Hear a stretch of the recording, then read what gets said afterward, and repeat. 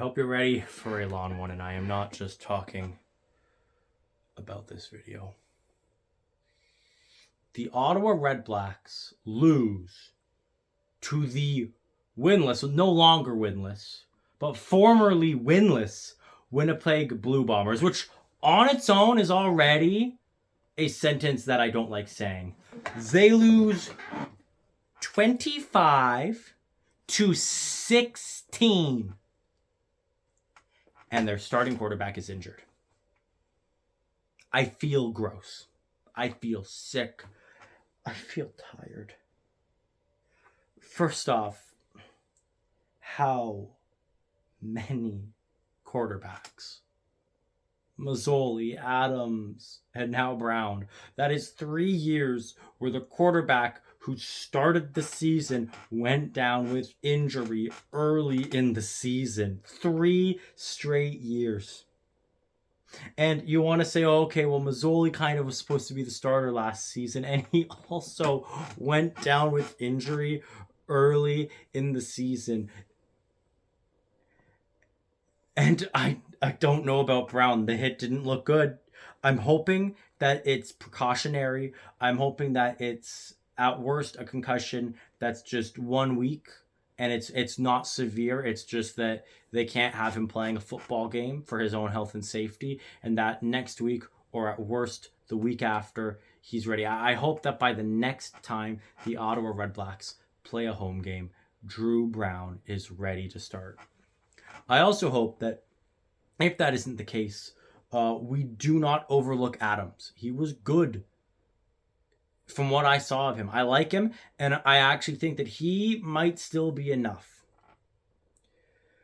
And I want to just get out of the gate and address this. I saw a few people saying, and I'm active on the CFL subreddit, some people even said directly to me, that mediocre teams with good quarterbacks don't do as well as good teams with mediocre quarterbacks. And that's true, but to that I say, mediocre teams with good quarterbacks might make the playoffs. They probably won't do anything, but they might. They will always do better than mediocre teams with mediocre quarterbacks. That team, dead to rights. They missed the postseason, and nobody is surprised when it happens. And this season was supposed to be different. This was supposed to be the season where we have a lot of quarterback talent, where it's different and the room is ready and we got energy. And even if our offense isn't the most high-flying, most elite offense in the league, we've got enough to beat weak teams. Now, we didn't expect Winnipeg to be a weak team, to be fair, but they are right now. And they also were playing without a quarterback, without their starting quarterback. And they played their entire game without their starting quarterback. They got 25 points. We got 16. Across all away games, in the first half, we've scored 4 points. 4. That's disgusting. And there's no excuse for that. None.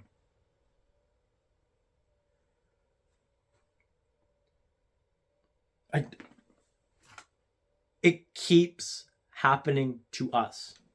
And you could even feel that the players had that same vibe. It got dirty towards the end. And the hit on Drew Brown was dirty. We also had a dirty hit on Strevler that could have been really dangerous and could have taken him out. And it's hard, even as a REDBLACKS fan, it's hard to say that that wasn't retaliatory. And we shouldn't do that. But I also am not going to sit here and say that I don't get it. Because, yeah, when you keep seeing the guy, your quarterback, when year in and year out, you see him go down to injury, it gets to you. As a fan, it gets to me. But you can't just make other teams pay by headhunting their quarterback. It's not right, for one. It's dangerous. It's not fair.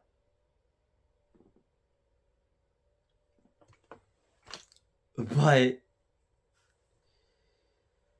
and you know what the worst part is? When Crum came into the game, points-wise, we did better. And it's not like Winnipeg had run away with the game. At no point was the game safely a Winnipeg win until, like, the last minute of the game.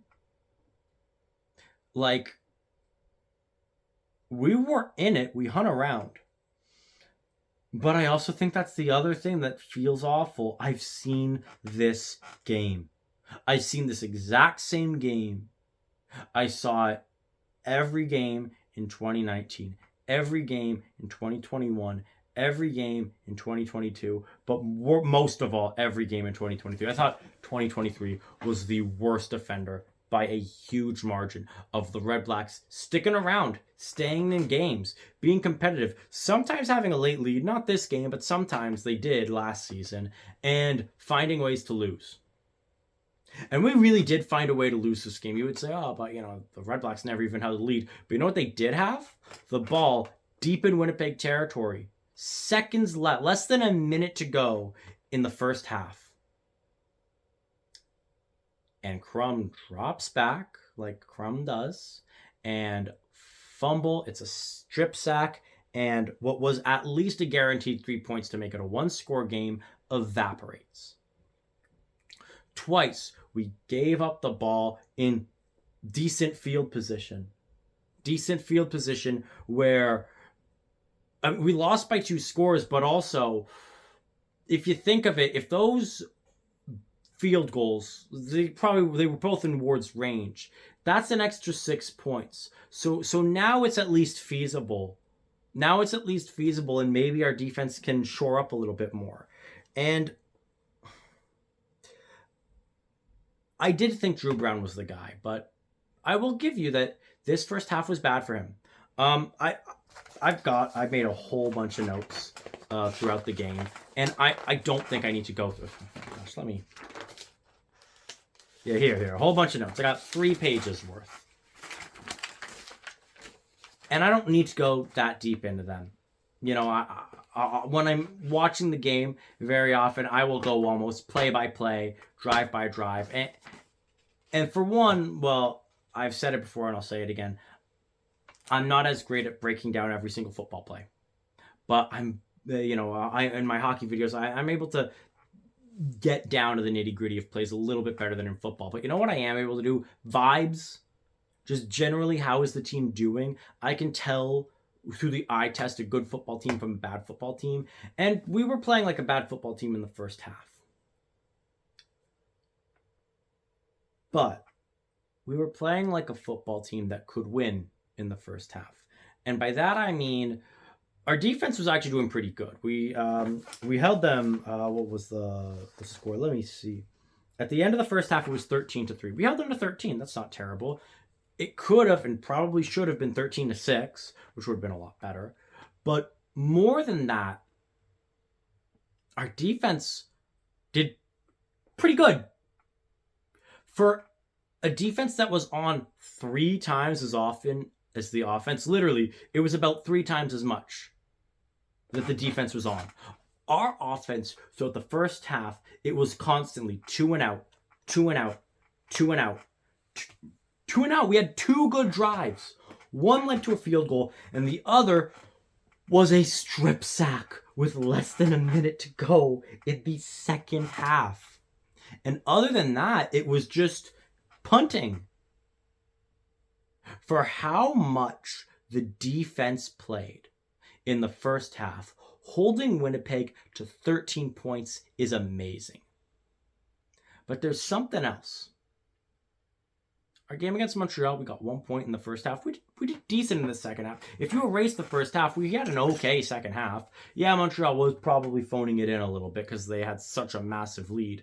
But at the same time, with how many points we scored in the second half, you could translate that to say, hey, in a game where Ottawa's only down by 10 instead of 20 or 30, they could have feasibly won. Look at the Hamilton game. The second and third quarter, I think we got a grand total of 3 points. That's 30 minutes of play for 3 points. That's a point every 10 minutes. But we locked in when it mattered most. We got the points when we needed them. And the reason why I like Drew Brown and why I think he's the guy is this. While he's not always a dynamo, while he's not always making the big sexy plays, what he is doing is being consistent at not being terrible. And that is something we need in Ottawa. We need a player where worst case scenario, incomplete 2nd and 10. That's worst case scenario. More often than not, he'll get some yards. Now, it was a lot of 2nd and 7, 3rd and 6, 3rd and 4, maybe if we're lucky, even 3rd and 3. But it's, if the drive started at our own 40, it's not worth going for it. But at the same time, you can see how that can translate to if the defense keeps you in it and you're down by 10 and there's 5 minutes to go. Okay, go for it. Go for it on 3rd and 3 and cool, calm, collected, get those 3 yards. You could see Drew Brown being the kind of guy who can bring up those long, methodical drives and get to the end zone. And there never being that play throughout that entire drive. Just chipping away slowly until you're knocking at the doorstep. Dustin Crum is the exact opposite. And I want to get this out of the way. I like Crum. I was at the Crumback, one of the best football games I've been to. It was a great game. It was a good comeback. And I do like Dustin Crum. And he has a lot of weapons that I think are useful if we would actually put them to good use. His throws can be accurate, but his deep balls, they get picked a lot. And when he drops back to pass, he gets sacked a lot. Or he throws to somebody who is behind the line of scrimmage and has nowhere to go. He's a good running QB. When he scrambles quick and he sees an opening, he is great. And that's something that Brown doesn't do nearly as much. When he was handing it off to Armstead, Armstead was eating them alive. And this was a running game. And I've given a lot of praise to our defense. And our defense did do pretty good this game. 25 isn't terrible. But we could have done a lot better if we actually covered their run. Oliveira ate us alive throughout the entire game. And like I said, I'm not great at knowing, exact plays or exact formations. But one thing that I could tell you, one thing that I was screaming practically at the TV was, they're going to hand it off to Oliveira. It's a run. And seeing him still get 6, 7, 8 yards, it's like, but how? Like, how do you not know exactly what is coming? How are you not prepared for this exact situation? This has been what they've done for a majority of the game. But I also can't be too mad. The defense played way more than the offense.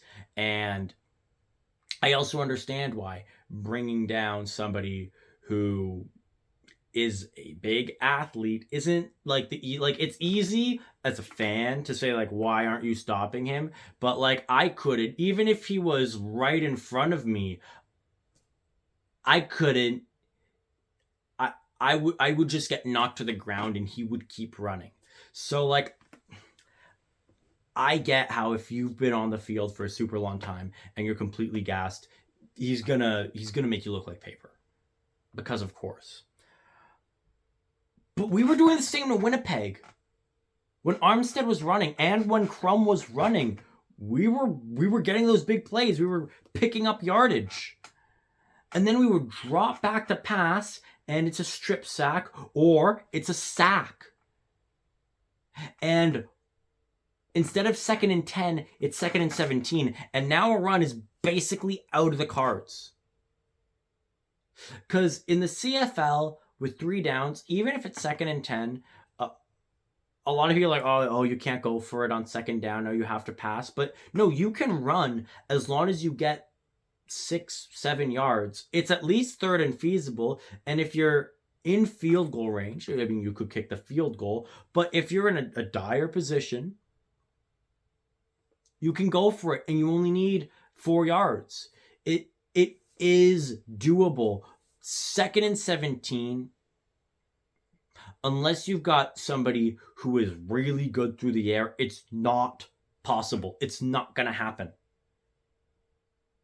Because while I might say, down by 10, 3rd and 3 at their 30, I might say go for it. I would never say that 3rd and 9 at their 30.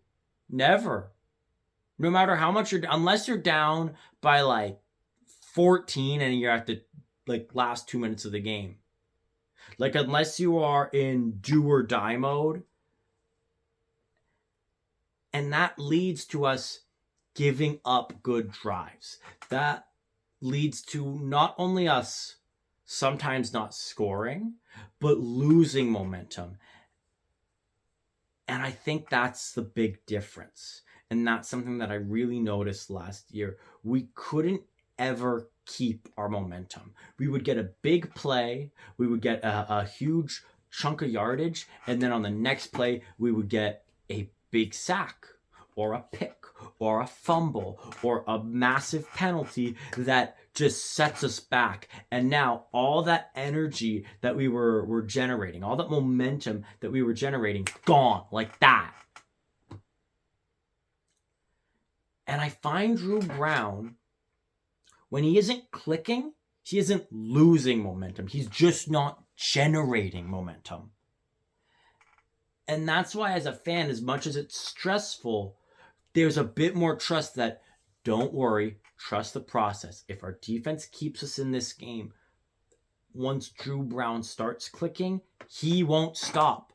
Once he starts driving, he won't stop. And the worst part is, before Crum got the ball, Drew Brown was finally driving. That drive that ultimately resulted in a strip sack, Drew Brown started it. And there's a party that wonders, if he didn't get injured, could that have been 3? Could that have been a touchdown? Could that have been what changed the DNA of this game? And instead of going down at the half, down 10, we're going down 7 or down 3. And we're getting the ball back. And all of a sudden, we've got some confidence. Because a lot has been missing from this team in the past 4 seasons, past 5 years and 4 seasons. But I think confidence is very high up there on that list, because how can you have confidence when you get a good drive going and then you get a big sack or a pick or a fumble? I trust the guy who doesn't make the big splash plays, but also doesn't make the big mistakes. Drew Brown feels like the safe option, and Dustin Crum is the boom or bust option. And I think both have their value.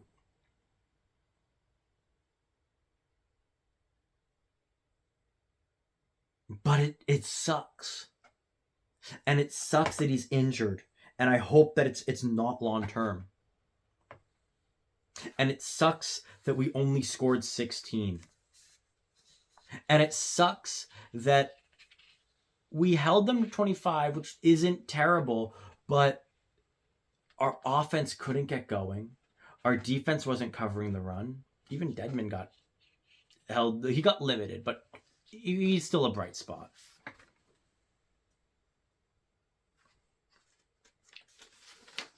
We had 3 turnovers. We didn't get a single one. And it's just,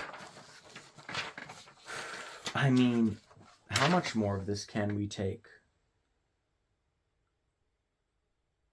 I hope Crum plays well for the games that he has to play. I hope Brown, it isn't a serious injury. I hope Adams is ready as the backup and maybe the starter. I hope that Mazzoli gets healthy and he is the exact player that he used to be. He is the guy who can lead a team kicking and screaming to victory.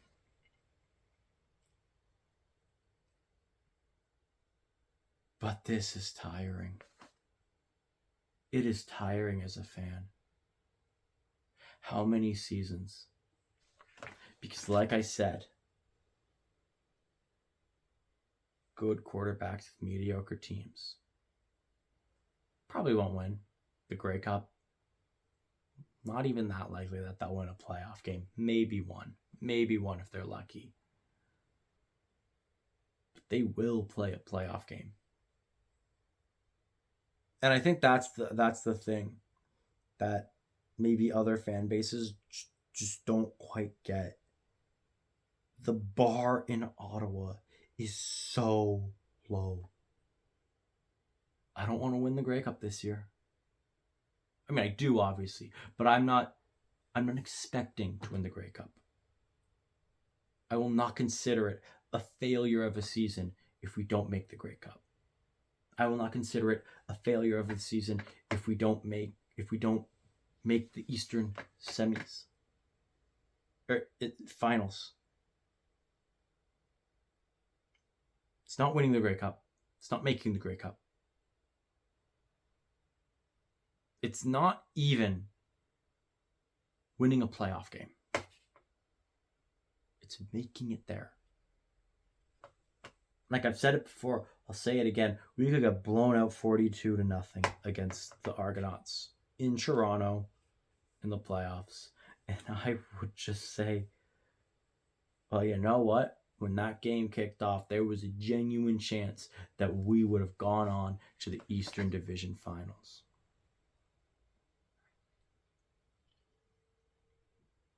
And now we lost to a team that was winless. A winless team that didn't have their starting quarterback. Our quarterback is injured. We're back to 500, 2-2. We faced Edmonton. They're also winless next 2 games, but they kept it close against good teams, so who knows? For our game against Hamilton, I said that I expected 4 wins. Now, I still do. We got 1. So there's 4 games left. Win 3 out of 4. Bare minimum, we need to win 2, and one of them if it's just 2 wins, one of them needs to be against Hamilton. As this season, and I know it's early to hit the panic button, but I've seen this story before. And it might come down to winning on tiebreaker. It might come down to just trusting the Hamilton to do terribly, not winning a lot of games. Trusting at least 2 teams in the West to do terribly and not win a lot of games. If we beat Hamilton, we hold tiebreaker on them. I'm pretty sure we only faced them 3 times this season. So beat Hamilton, and now all of a sudden, you have the tiebreaker on them if you finish the season tied with them. You have the tiebreaker on Western teams if you finish the season tied with them in Hamilton.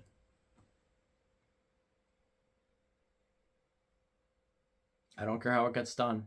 I'm okay with being a 6-win team that limps into the playoffs and promptly gets dusted.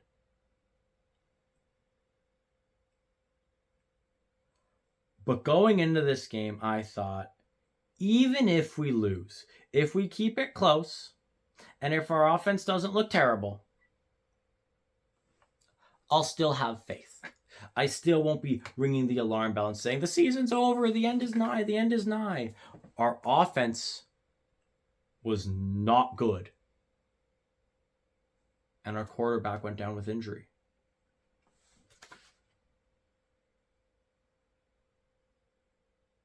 And I get that he wasn't having a great night. In the first half that he played, he only got 24 yards. 2 completions across 6 attempts.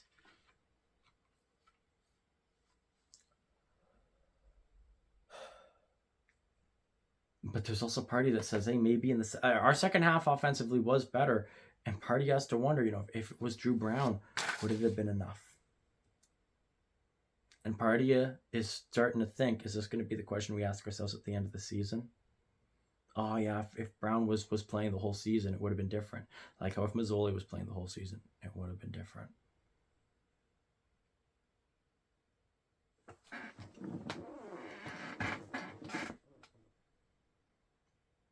To my fellow Red Blacks fans out there, I'm going to ask you to do something with me. Take a deep breath. Let's keep the faith. We don't know Brown's condition.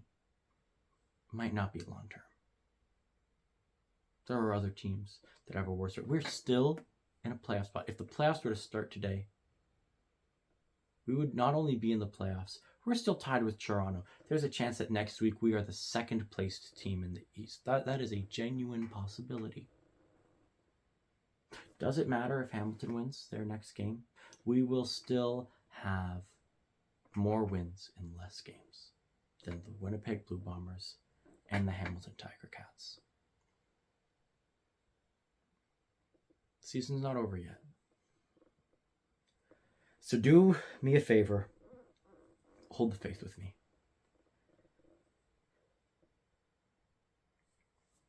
And as always, go, Ottawa. Go.